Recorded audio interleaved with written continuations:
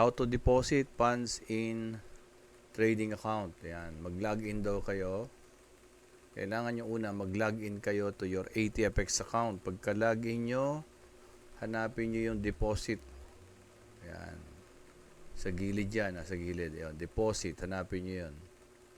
And then, bibigyan kayo ng mga option. Punta kayo sa local bank transfer.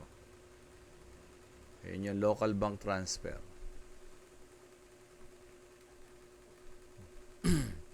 Then,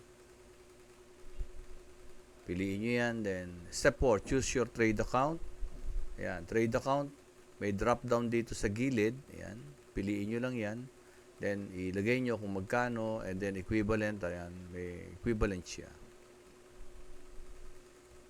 Pagka pili nyo na yan, step 4, ayan, input the deposit amount. Ayun, nilagay na 100, equivalent niya. Step 6, submit your deposit request, pero reviewin nyo muna mabuti. Ayan. Step 7, review. Kailangan reviewin. Ayan, review yung summary. Huwag kayong basta pindot ng pindot, ha. Basahin nyo muna mabuti. And then, pag okay yan, meron dito, I have read and agree all the terms above. Checkan nyo yan, then submit. Pagka-submit nyo, mariredirect kayo sa third-party page. Ayan. Pwedeng ganito, ayan. Basahin nyo lang, ano. Ayan, yung mga, yung allow minimum 5 to maximum 500,000 deposit. Ayan. Pwedeng bangko. Ayan. Dragon Pay, pindutin nyo to. May drop down dyan. Pwede kayo ma-agree kung napili nyo na, then select.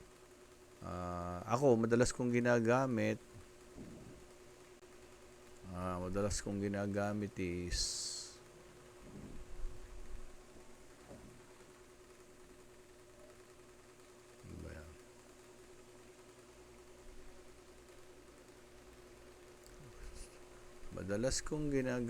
yan ay GCash.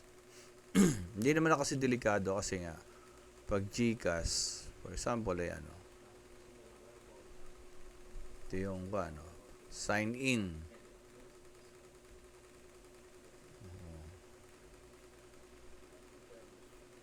Deposit.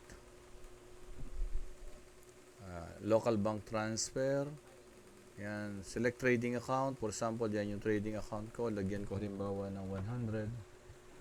Then 100, yan. So, yun yung equivalent, 5,840. Next, reviewin mo, then, pagka-review mo, check mo dito, I agree, submit, redirect ka sa third party, yan nga. Pay now, pagkabasa mo, Dragon Pay, kung GCash, pindutin mo yan, nasa baba. Dati nakakatakot yung GCash, pero ngayon hindi na. So, pindutin mo yan, select. Yan. Meron daw 10 pesos added. Continue. Yan.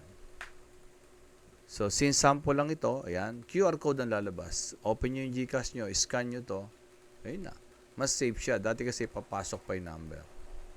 So, pag okay na yan, halimbawa, na-i-kuan mo na-approve na.